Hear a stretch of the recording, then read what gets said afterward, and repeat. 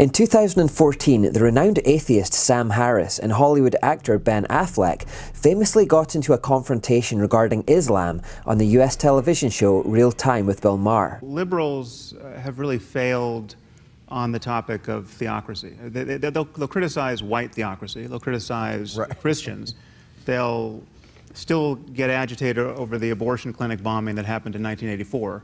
But when you want to talk about the treatment of women and homosexuals and free thinkers and public intellectuals in the Muslim world, I would argue that liberals have failed us. And the crucial point of confusion, thank you. Thank God you're here.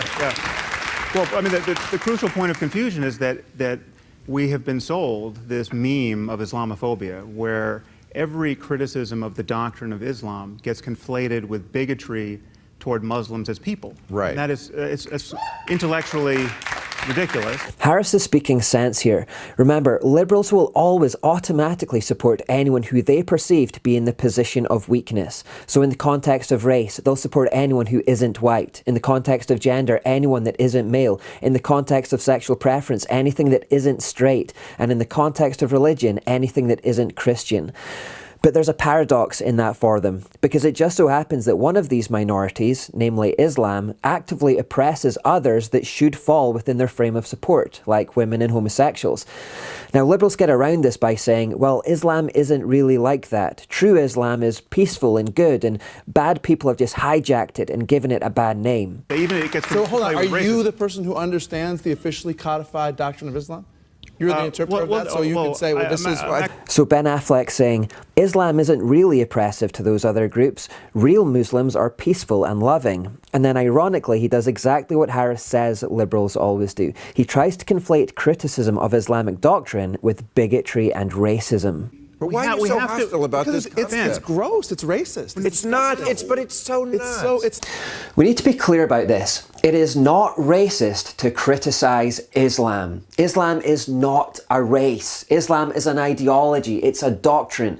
And while it's clearly idiotic to hate people based on the colour of their skin, the freedom to criticize ideologies is one of the basic necessities of a free society. Just because the Islamic ideology happens to be most widely held by a minority group in the West, that doesn't give it special protection, especially when so much violence and killing is currently being done in its name. In the face of terrorism and oppression, we must explore and challenge what Islam actually says.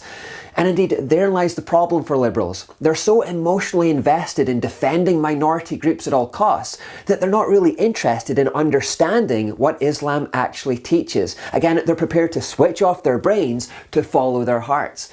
But in this episode, we're going to lay it out. This is the true story of Islam.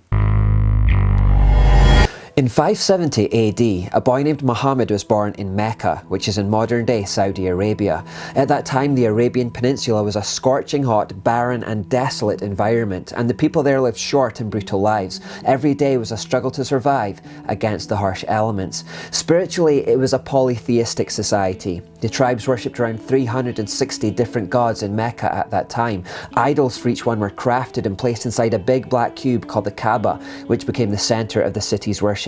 Amongst these many gods was one named Allah, which was of primary significance to Muhammad's own tribe, the Quraysh. Now, shortly after his birth, at 6 years old, Muhammad's mother died and he became an orphan. He was sent to be raised by his uncle, a camel herder called Abu Talib, and he spent the next 19 years of his life working for him. Muhammad received no education during these formative years of his life, and consequently, he never learned to read or write.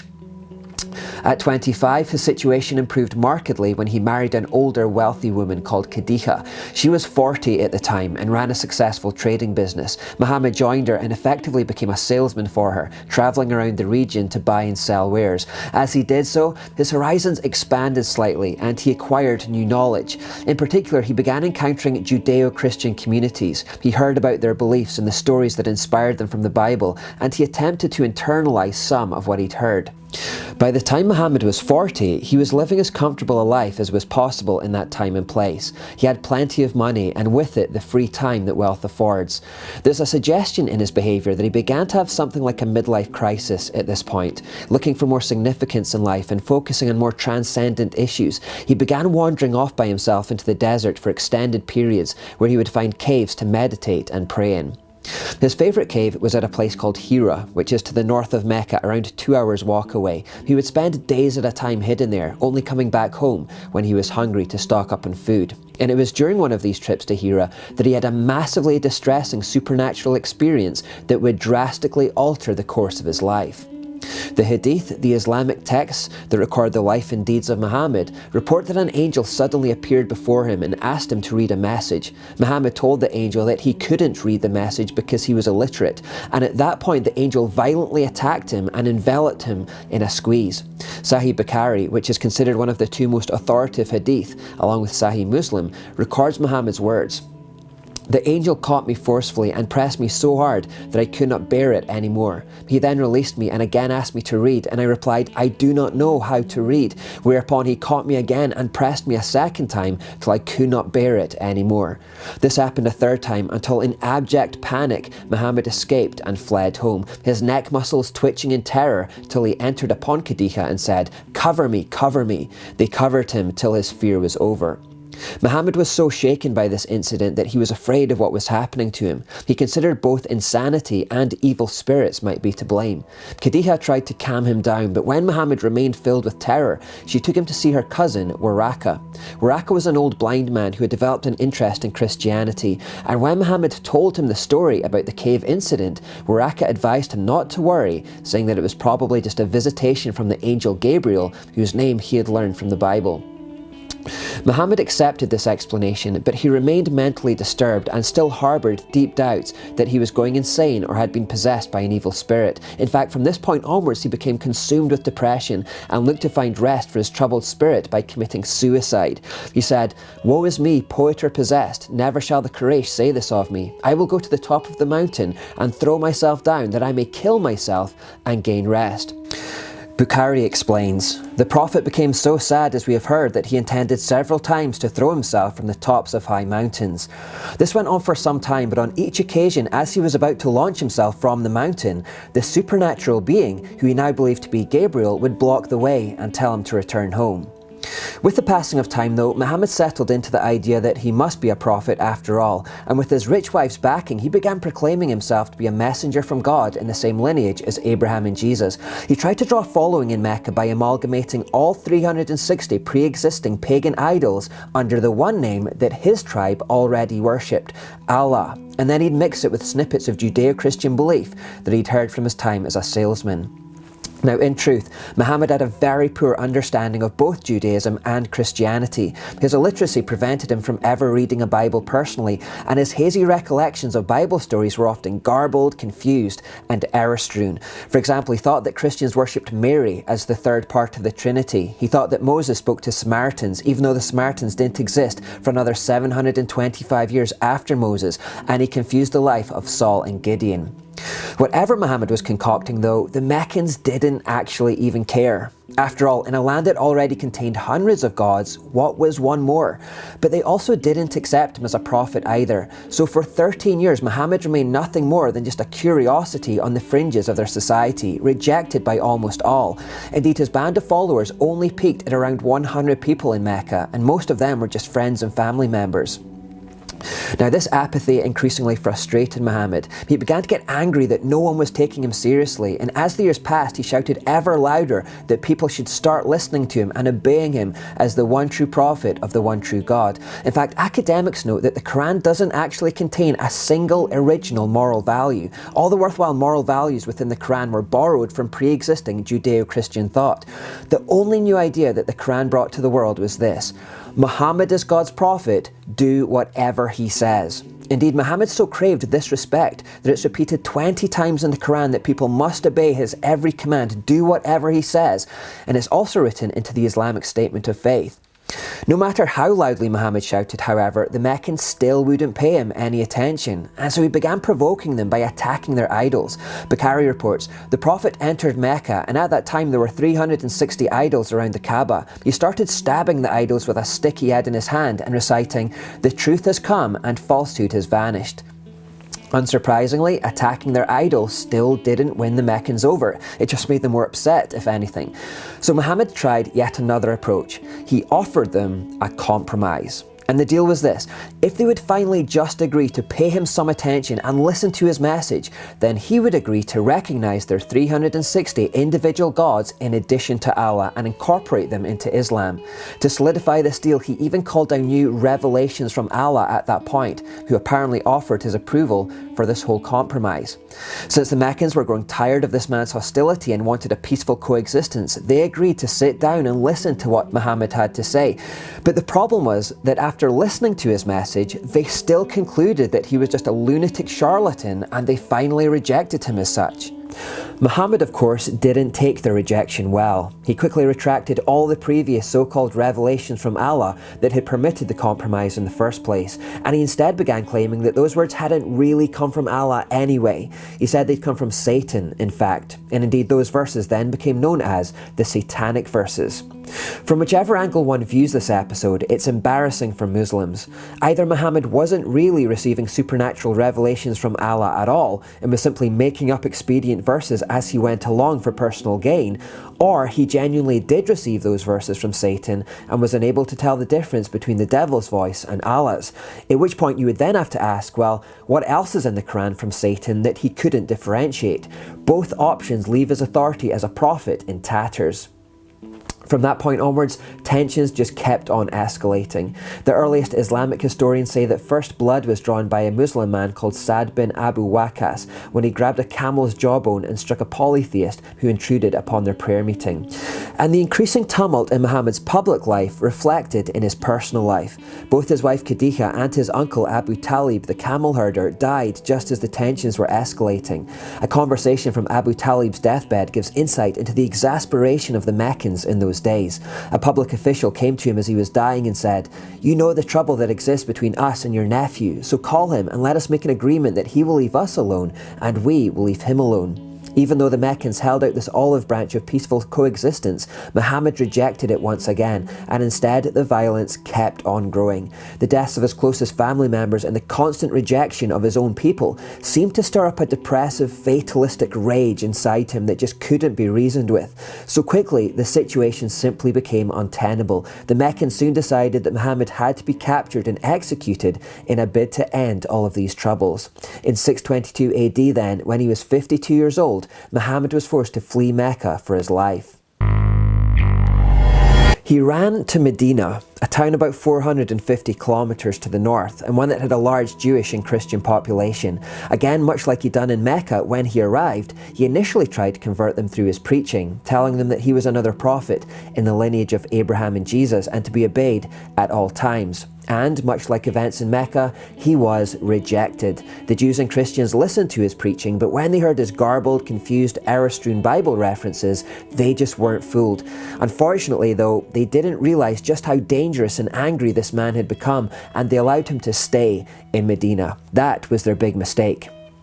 Because although Muhammad had no success with the Jews and Christians in Medina, he did begin having lots of success with the Arab polytheists. Muhammad had discovered a way to make his religion very attractive to them, and they were converting in large numbers. So what was this new method?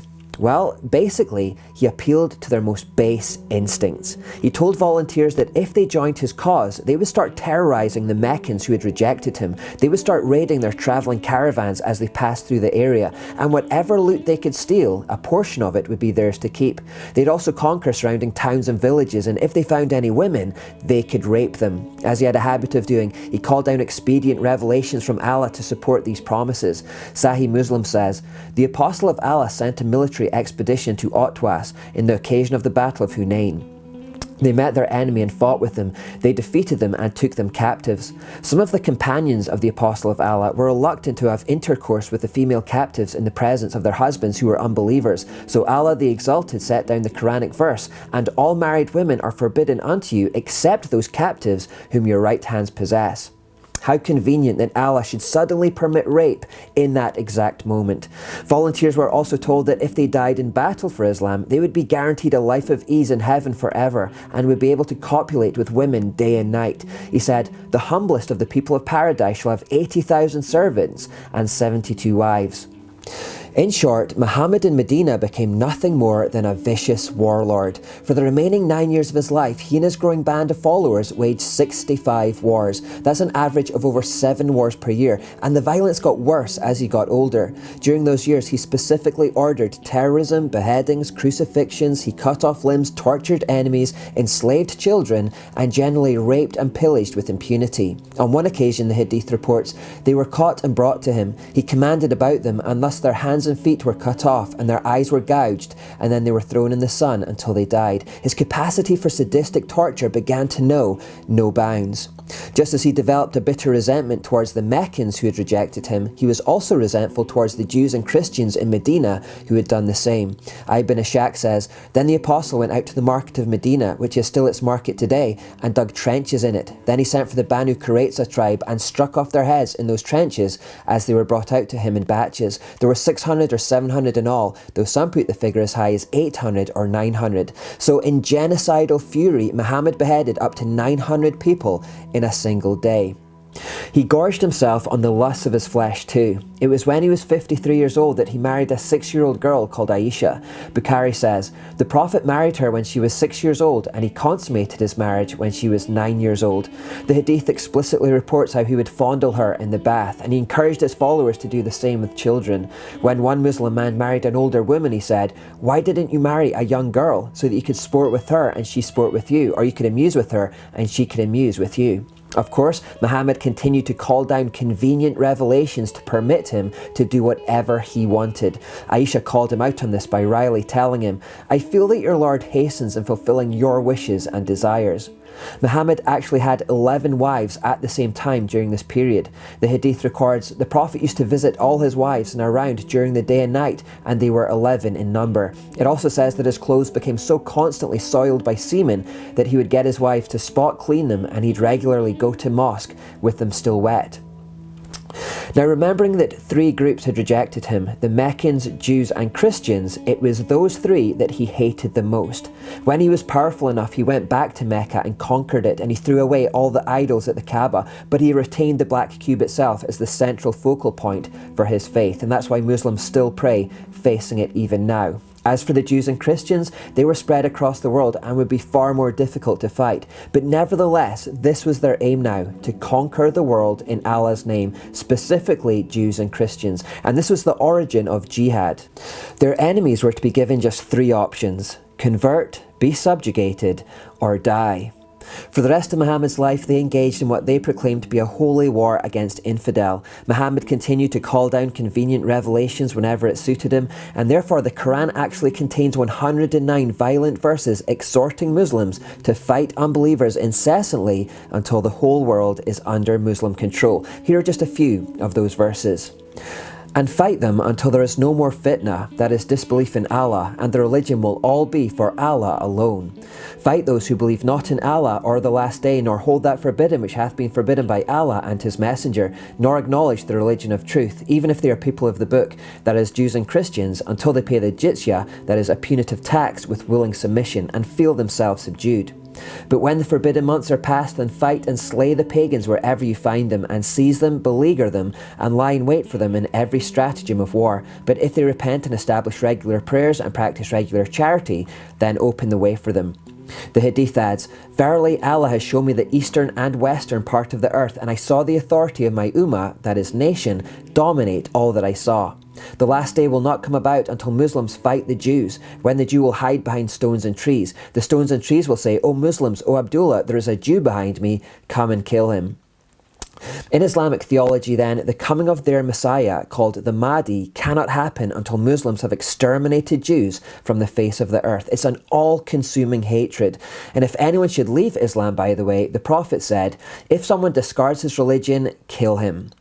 Like the ancient Amalekites, they would never stop fighting until the world had been conquered. They would never stop fighting.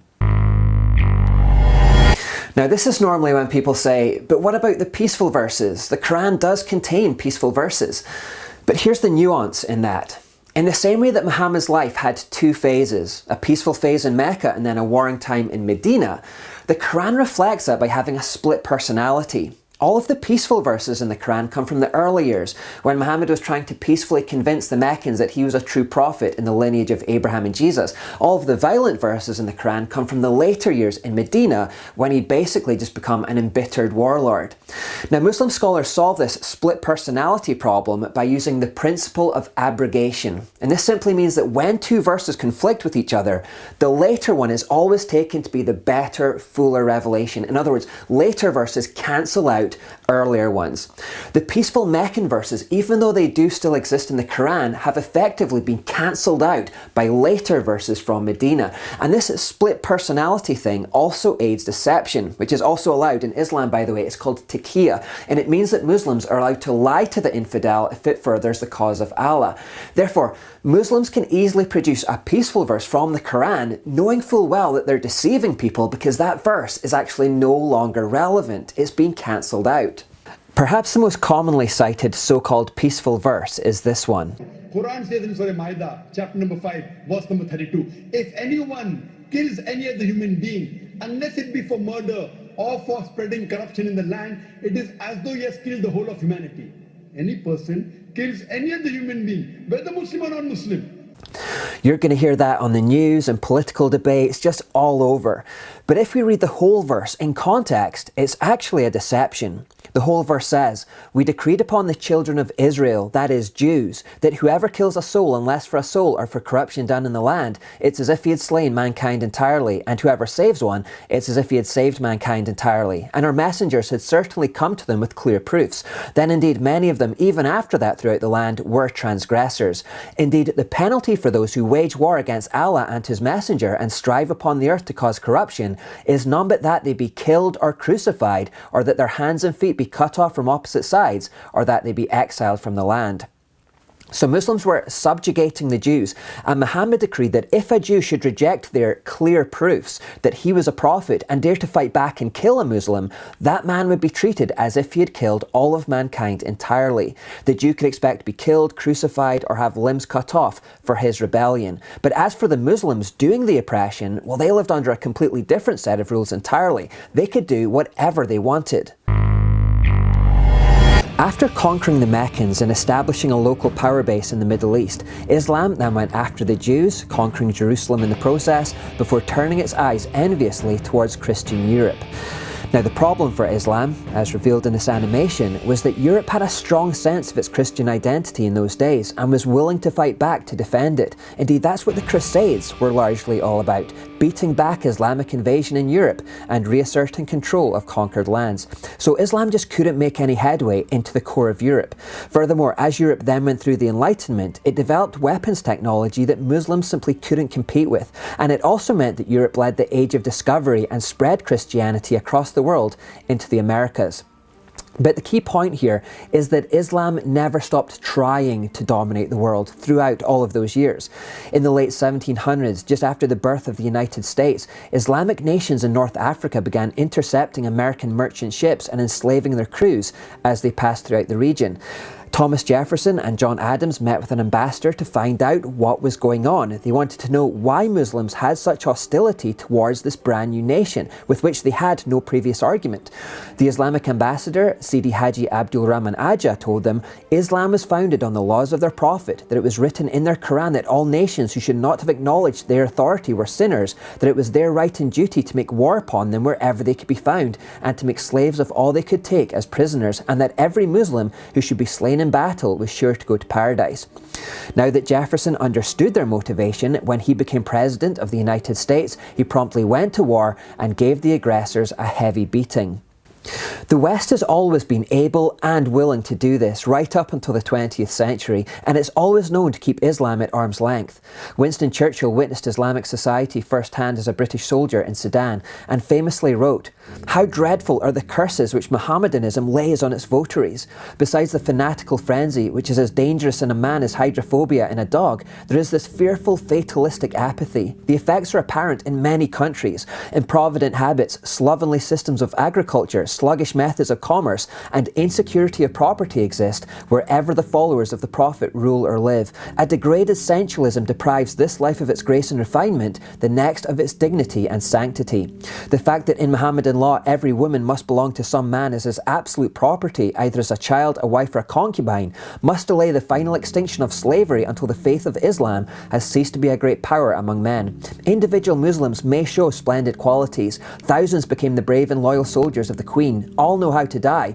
But the influence of the religion paralyzes the social development of those who follow it. No stronger retrograde force exists in the world. Far from being moribund, Mohammedanism is a militant and proselytizing faith. It has already spread throughout Central Africa, raising fearless warriors at every step. And were it not that Christianity is sheltered in the strong arms of science, the science against which it had vainly struggled, the civilization of modern Europe might fall, as fell the civilization of ancient Rome. Churchill is saying what's still obvious to the honest person today, that wherever Islam has taken hold, things become backwards and ruinous. There is terrorism, violence, corruption and oppression of women. We see this all over the world. The only difference is that now in the 21st century, for the very first time, because we're living in this left pit, we're no longer willing to say it. Instead of defending our values and protecting our freedoms, instead of speaking plainly about Islam and its horrendous doctrines, instead of standing up for truth and righteousness, we're afraid to be honest now in case someone mistakenly or dishonestly conflates it with racism or bigotry. It's gross. It's racist. It's not. But it's so not. It's so not racist to tell the truth about Islamic doctrine. And the truth is that this kind of barbaric stuff goes on every single day in Islamic culture because they're stuck in medievalism. And for the entirety of its 1400 years, Islam has been nothing but hateful and murderous towards the West. Islamic ideas have never been strong enough to stand on their own merits, as Muhammad himself found out. So they've always been rejected, which means that Islam has always had to resort to violence to spread itself. According to the Encyclopedia of Wars, it's responsible for more wars than all the other world religions combined. In just the last 10 years, 18,000 deadly terrorist attacks have occurred in its name. Virtually every religious war in the world at this point has Muslims on one side or both. Islam remains the only religion in the world that retains its membership by threatening to kill those that leave. To say it's peaceful is to be staggeringly blind to reality. The Quran is full of, jihad is the most talked about duty in the Quran after Tawheed, belief. Nothing else is mentioned more than the topic of fighting. And yet our leaders still refuse to acknowledge the truth. Let the message go out that we know Islam is a religion of peace. Islam is a religion of peace. Islam teaches peace. It is nonsense. What ISIS have done in recent times is only what Muhammad did himself. ISIS are chopping off heads because Muhammad himself chopped off heads and commanded it. They torture because he tortured. They're misogynistic and paedophilic because he was. The historical Muhammad was an embittered, mentally disturbed, possibly demon-possessed, depressive, suicidal, paedophile warlord who killed, raped and destroyed in his quest to conquer the earth. For 1400 years we have known this and acted accordingly. Until today. Today, in this left pit, we appease Islam simply because it's a minority. Restaurants and supermarkets switch to halal meat. Local councils change the name of our festival so as not to offend Muslims. School exam times are moved to accommodate Ramadan. Burqas are considered for the police force to encourage Muslims to join. And we make all of these concessions, not because we've intellectually studied the Quran and Hadith and discovered it's not that bad after all. Very few liberals who apologise for Islam actually know what it says, and if they did, they discover it's actually bad beyond their worst nightmares. That isn't what's happening here. It's emotionally led. They know a nice Muslim man and they're compassionate towards him. They don't want him to feel sad or rejected. So in their emotional desire to love the person that they know, they've switched off their brains entirely to the reality of the horrendous doctrine. And we all know nice Muslims. It's true, I went to school with some nice Muslims. But the point is that they're nice because they're nominal. They don't really bother to read the Quran. They're just Muslim because their parents are, because it's their heritage, because it's where they came from. And that actually leads us on to the final point. The reason that Muslims flock here in the first place is because our Western Christian values have simply proven to be better at creating a pleasant society. There's a better standard of living here. It's more prosperous, safe, healthy and free. And it's all of those things because of what we value and believe. Therefore, if Muslims are to come to our safer, more prosperous culture, then it should be on the understanding that they learn about and conform to the values that made this culture so attractive. It's a particular type of madness that they should want to come here to escape escape the conditions that Islam created at home and then try to establish those very same conditions in their new land. But it's an even greater madness for we who live here to let that happen, to willingly throw away our freedoms and values to commit cultural suicide like this. Let's be clear here. People of all colours should be welcome, but bad ideas should be left at the door. They should be rejected for the good of all. Ben, we have to be able to criticize bad ideas. And of course we do. No liberal doesn't want to okay, criticize bad ideas. But Islam at this moment is the motherlode of bad ideas. We have That's ideas just a fact. Will liberals ever face this fact? When cries of Allahu Akbar resound endlessly to jumbo jets being flown into skyscrapers, innocent civilians being blown up on trains, cargo trucks being driven through crowds of holidaymakers, sunbathers being massacred at the beach, parliament buildings being invaded, shoppers in malls being shot dead, bombs being detonated at airports, people on the street being beheaded, there must come a time when we stop closing our eyes and ears to the truth, when we stop with the platitudes and the pandering, when we take the Quran and Hadith at their word and finally face up to the truth that Islam is not a religion of peace and simply never has been.